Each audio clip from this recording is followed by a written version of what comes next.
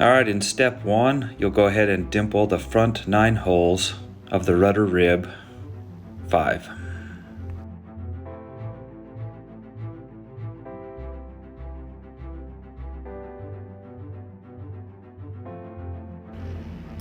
I am clecoing the rudder tip mounting bracket, the gusset channel, hinge bracket 3 to the spar, and also rib 5 to the top here.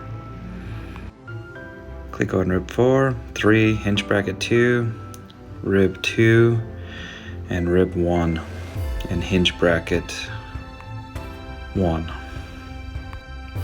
Now I'm clecoing the rudder strengthening rib. I'm using a hand puller on these 4.0 rivets, and this part is really giving me fits. I had 2 of the rivets, the mandrels broke off halfway through, and then the hand rivet wouldn't grip the mandrel. So that's what I'm fighting with now. I also had 1 rivet that didn't seat properly, and I end up drilling that rivet out and replacing that rivet. Here's a picture of the 2 mandrels, one in the top left corner and bottom right corner that broke off halfway through, and this is the back side of the rivets. The bottom one is the one that didn't seat properly. I ended up drilling that out and replacing that one.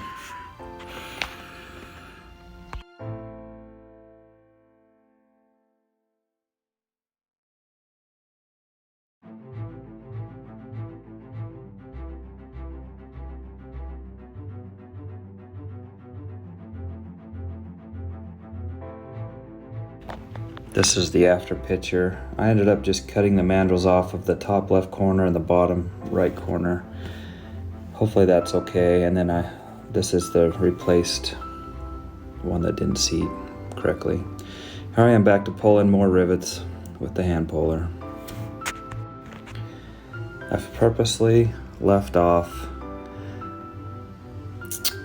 the balance counterweight on the top side of the rudder. This is just to make it not so heavy on that top side and not cause the rudder to flex as I'm assembling. It can be added very easily at a later stage. Also, the control horn on the bottom of the rudder, I've left that off at this point. That way the assembly can sit flat on the table and that control horn won't interfere with it. Right here, you saw me riveting those 3 rivets. I later realized I need to drill those out for the control horn. They will be in the way.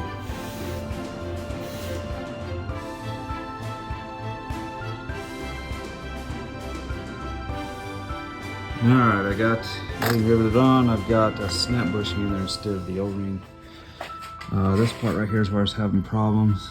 That mandrel and that mandrel broke off halfway through and it wouldn't grip it to pull it out. I was able to break it right at the base. I'm wondering if I should drill that out and redo it or just if it'll be fine. The backs look like they seated all right. One of these, I think it was this one, didn't get it flush with the metal. I had to drill it out and put a new rivet in, but got the ribs all on.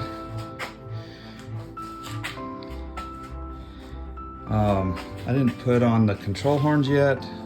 I've read that it's a lot easier to do it in a later step. I accidentally put rivets in this gusset. I think this control horn sits over there.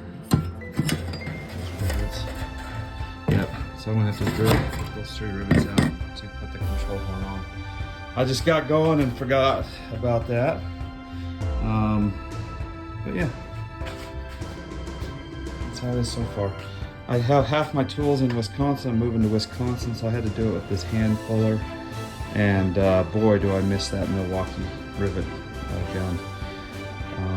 I figured this is just the rudder. It shouldn't be too many, and yeah, I'm glad I'm only doing the rudder with that, geez. Anyways, thanks for watching. Please like this video and hit the subscribe button. You can follow me on Instagram at brads_aviation_channel. You can also follow me on Facebook at Adventure Flight. This part of the build took 1 hour, 45 minutes. Total time into the empennage so far, 92 hours, 50 minutes.